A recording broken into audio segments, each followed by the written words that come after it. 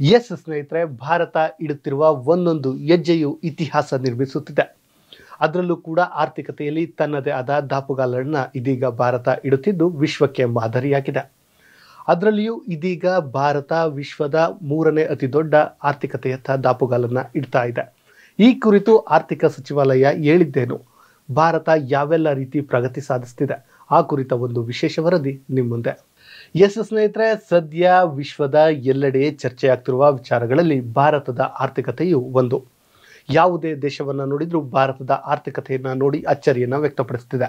ಈ ಕುರಿತು ಇತ್ತೀಚೆಗಷ್ಟೇ ಚೀನಾ ಇದೆ, ಚೀನಾದ ಅಧ್ಯಕ್ಷರು ಈ ಮಾತನ್ನ ಹೇಳಿದ್ರು.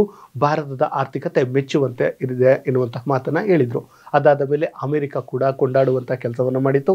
ಇನ್ನು ರಷ್ಯಾದ ಪುಟಿನ್ ಕೂಡ ಇಂತಹ ಮಾತುಗಳನ್ನು ಹೇಳಿದ್ದು ನೀವೆಲ್ಲರೂ ಗಮನಿಸಿರಬಹುದು.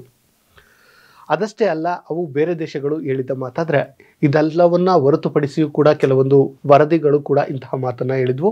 ಇದೀಗ ಏಷ್ಯಾದಲ್ಲೇ 3ನೇ ದೊಡ್ಡ ಆರ್ಥಿಕ ಶಕ್ತಿಯಾಗಿರುವಂತಹ ಭಾರತ ಇನ್ನೇನು 3 ವರ್ಷಗಳಲ್ಲಿ ಅಥವಾ 5 ವರ್ಷಗಳಲ್ಲಿ ಒಟ್ಟಿನಲ್ಲಿ 2030ರಲ್ಲಿ ವಿಶ್ವದ ಅತಿ ದೊಡ್ಡ 3ನೇ ಆರ್ಥಿಕ ಶಕ್ತಿಯಾಗಿ ಹೊರಹೊಮ್ಮುತ್ತೆ ಎನ್ನುವಂತಹ ಮಾತುಗಳು ಕೇಳಿ ಬರ್ತಿವೆ. ಈಗ ಸದ್ಯ ಏಷ್ಯಾದಲ್ಲಿ 3ನೇ ಅತಿ ದೊಡ್ಡ ರಾಷ್ಟ್ರವಾಗಿರುವಂತಹ ನಮ್ಮ ಭಾರತ ಆರ್ಥಿಕತೆಯಲ್ಲಿ 3ನೇ ಸ್ಥಾನವನ್ನು ಪಡೆದುಕೊಂಡಿರುವಂಥದ್ದು.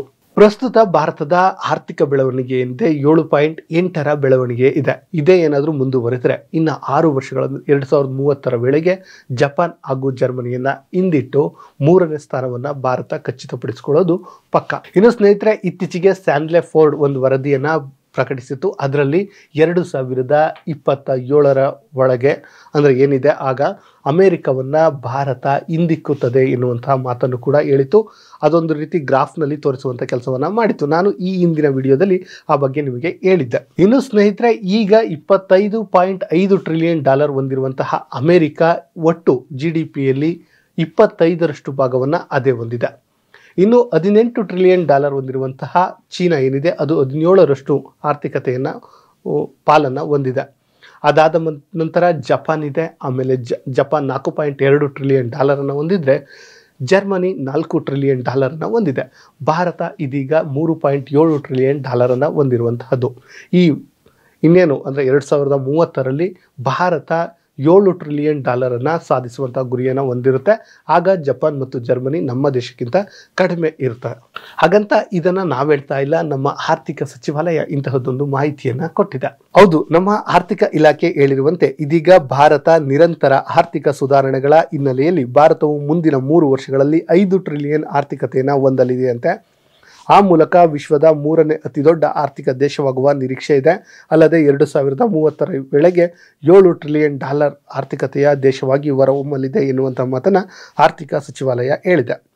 ಇದಷ್ಟೇ ಅಲ್ಲದೆ 2047ರ ವೇಳೆಗೆ ಭಾರತ ಅಭಿವೃದ್ಧಿ ಹೊಂದಿದ ದೇಶವಾಗಿ ಪರಿವರ್ತಿಸುವುದು ಕೇಂದ್ರ ಸರ್ಕಾರದ ಗುರಿ ಕೂಡ ಎನ್ನುವಂತಹ ಮಾತನ್ನ ಹೇಳಿದೆ. ಇನ್ನು ಸ್ನೇಹಿತರೆ, ಮತ್ತೊಂದು ಮಾಹಿತಿಯನ್ನು ಹಂಚಿಕೊಂಡಿದ್ದು 10 ವರ್ಷಗಳ ಹಿಂದೆ ಪ್ರಸ್ತುತ ಮಾರುಕಟ್ಟೆಯ ಬೆಲೆಯಲ್ಲಿ $1.9 ಟ್ರಿಲಿಯನ್ GDP ಹೊಂದಿತ್ತು ಭಾರತ.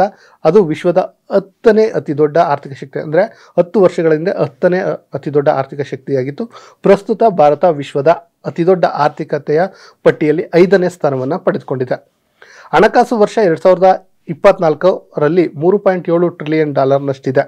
ಜಾಗತಿಕ ಪ್ರಭಾವಗಳು, ಕೋವಿಡ್ನಂತಹ ಆರ್ಥಿಕ ವಲಯದ ತಲ್ಲಣಗಳ ಹೊರತಾಗಿಯೂ ಭಾರತದ ಆರ್ಥಿಕತೆ ಅಭಿವೃದ್ಧಿಯ ಹಾದಿಯಲ್ಲಿ ಇದೆ ಎನ್ನುವಂತಹ ಮಾತನ್ನ ಹಣಕಾಸು ಸಚಿವಾಲಯ ಹೇಳಿದೆ. ಇನ್ನು ಸ್ನೇಹಿತರೆ, ಇದಷ್ಟೇ ಅಲ್ಲದೆ ಡಿಜಿಟಲ್ ರೂಪಾಂತರೀಕರಣ ಏನಿದೆ ಅದು ಕೂಡ ಭಾರತಕ್ಕೆ ಒಂದು ರೀತಿ ಸಪೋರ್ಟ್ ಆಗುತ್ತೆ. ನಿಮ್ಮೆಲ್ಲರಿಗೂ ಗೊತ್ತಿರುವಂತೆ ಈಗ UPI ಎಷ್ಟರ ಮಟ್ಟಿಗೆ ಪ್ರಭಾವವನ್ನು ಬೀರಿದೆ ಎನ್ನುವಂಥದ್ದು. ಇವತ್ತು ನಾವು ಒಂದು ಟೀಯನ್ನು ಕುಡಿದ್ರೂ ಕೂಡ ಅಲ್ಲಿ ಫೋನ್ಪೇ ಮಾಡ್ತೀವಿ, ಗೂಗಲ್ ಪೇ ಮಾಡ್ತೀವಿ, ಅಥವಾ ವಾಟ್ಸಪ್ಪಲ್ಲಿ ಕಳಿಸುವಂಥ ಕೆಲಸವನ್ನು ಮಾಡ್ತೀವಿ. ಅಷ್ಟರ ಮಟ್ಟಿಗೆ ಇದೀಗ ಭಾರತ ಬದಲಾವಣೆ ಹೊಂದಿದೆ. ಆ ಮೂಲಕ ಭಾರತದ ಆರ್ಥಿಕತೆ ಮತ್ತಷ್ಟು ಬೆಳವಣಿಗೆಯನ್ನು ಆಗ್ತಾ ಇದೆ.